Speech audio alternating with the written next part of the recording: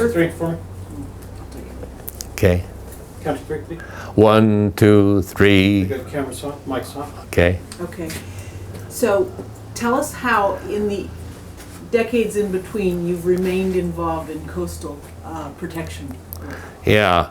You know, I think that I think my greatest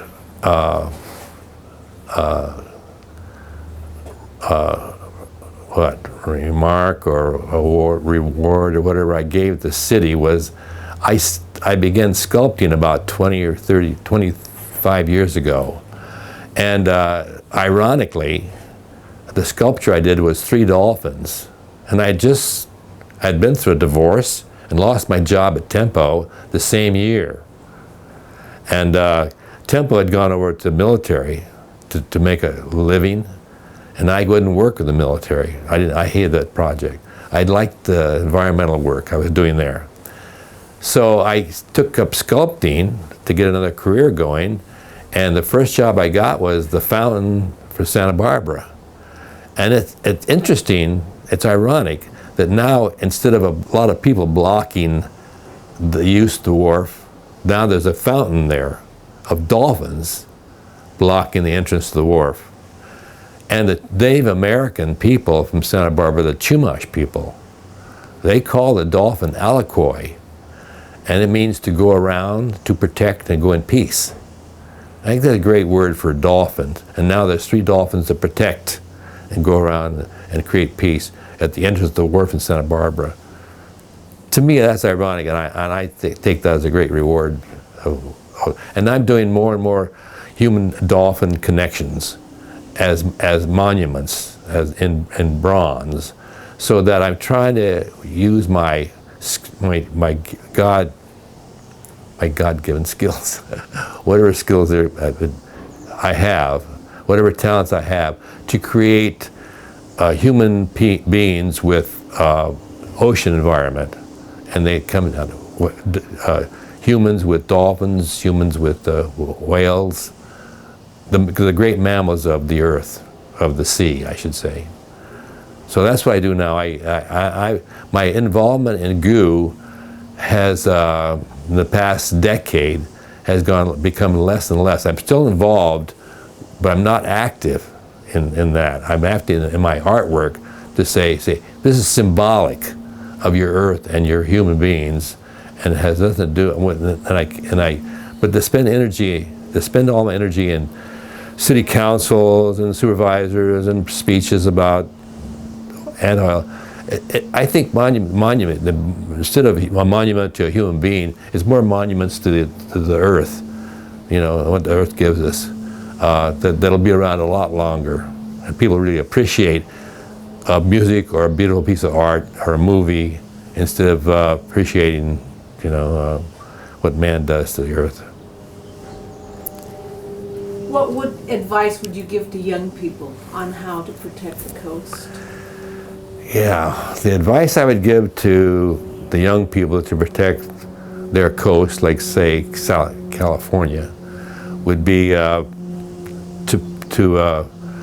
protect with all your might, because the ocean and the air are the 2 things that give us life on this earth, and solar energy. And I'd say use whatever abilities you have to keep uppermost in your mind that I'm doing this for the protection of Mother Earth that gives me my life on this planet. So do what you can, and whether it's using a shopping bag that's recyclable, or walking, or riding a bike, so you're not using oil. Get as far away from oil as you can, because it's really causing global warming. And in fact, our generation is only in the last, say, 150 years, have created this global warming. This is now affecting our entire globe. So do what you can to reduce the use of oil, number 1, and think about quality in your life as above over quantity. Quantity is nothing, quality is everything. Have smaller families. It's the population that's really utilizing all the elements of the oil and gas and whatever, and the deforesting, the cutting down of trees for fuel or for whatever, and building. And so smaller populations mean a better quality of life for us. I want you to do me a favor and encapsulate that question in something this precise. Listen, just listen, because I know you can put it together. Okay, this is just I'm counting on you. That's enough, and I'll take care of it if you can do this for me. I'll try. What I want you to say is, the best advice I can give to today's generation Yeah, is protect the air, protect the water, and exchange oil for sunlight. there you go. Okay? Very Oh, good. by the way- Why don't you come over here?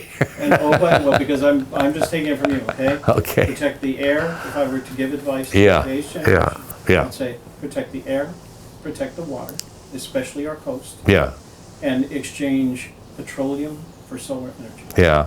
Okay. Okay? The best I can do. 3, 2, 1, and Okay. If I were to give advice to you, the new generation, is to do all you can in your life to protect Mother Earth, protect your air, protect your water, and don't use fossil fuels. I mean, look towards sun and look towards solar energy for your future. perfect. Great. I think she's got one more for you. Okay, and now the phone's going to ring tomorrow, and Obama's going to be on the line saying we want you to head up this blue ribbon pen to protect the coast. Yeah. What would be the top 3 ideas you'd come up with to protect the coast? Top 3 ideas. Or 2 or 1? Okay. Specifically Yeah. towards the protection of the coast. Yeah. Let's see. What kind of ideas would I come up with to tell Mr. Obama to protect our coast, our California coastline? I would appeal to him to that Santa Barbara and California coastline is one of our great, beautiful environmental areas in the world. It really is. And we're kind of a model. Santa Barbara become a model. So if we're a model, Santa Barbara should become the place that says, we use solar energy here and electric power over oil. And so as a model for the United States, Mr. President, please make us the model for future energy and protection of our coastline and the oceans. And don't drill in our waters off Santa Barbara, because we're the model for the oceans as far as every living thing you can think of, from blue whales to gray whales to humpback whales to dolphins to abalone to lobsters. I mean, in our own channel here in our ocean is incredible. I mean, it's a world basket full of food, and that's our little refrigerator out here. And by drilling for oil out here, we are destroying that very element that gives us life on this planet. Thank you. Let's do. I'm going to encapsulate it for you again. Okay, good. Give me a script. Mr. Obama, if you don't protect this coastline, you're going to lose one of the great ecological models, templates in the United States. Yeah, Because we have a perfect coastline. Yeah. That's the story you want to tell. yeah, Okay? yeah. Yeah, If we don't protect it, right, we're going to lose a great ecological model. yeah. 3, 2, Three, look at Janet. yeah. 3, 2, 1, and Mr. President, if we don't protect Santa Barbara as a great model for the environmental movement and a model for solar energy and clean water, then we're losing a great element, resource. We're losing a wonderful. We are losing the greatest resource in the world. we don't protect Santa Barbara and the oceans here. Again? One more time. Okay. You changed positions on me. Just sit up a little bit and lean forward, Okay. because I don't want All to right, how's that? model behind you, Yeah. that sculpture behind Oh, you. okay, can you see it? She's That's in good. focus, yeah. Okay, all right. Let's go with it. So, are we on then? Okay. So, Mr. President, if I were to give you some advice from an elder, I'd say, please protect Santa Barbara, California, and the oceans, because we are a model for these United States. We use electric cars, and we use electric buses, and we purify our waters before it hits the ocean. We do all those things. We use a lot of solar energy. So please, let us show you the way to protect the United States by making a model out of Santa Barbara. It's good, Perfect. All right? it's good. Precise, concise, accurate, and inspiring. And why don't you sit here and let me photograph you? Because you, I'm you can say that so well. because I'm the photographer. My job is to see her, get it out of you, because you're the elder. I'm not the elder. I'm the generation behind you. Oh my God. See, we screwed things up for you big time, didn't we? You know what? One of the advantages of doing the work that I do is you end up with a very eclectic nature. Yeah. And sooner, environment, I had given up on environmental protection. And Yeah. I passed it on to my children. Oh. But these conversations that I'm having with Janet and that I see that she's having with the people in her documentary inspire me to be more active about it. So, my first step in all of this is making sure that I produce the best quality. Well, I mean, that's what you're doing, right? Trying. And that's what I'm doing. That's I'm creating. we're all working together here for the same. Yeah, so I'm not purpose. out there picking up birds and stuff today.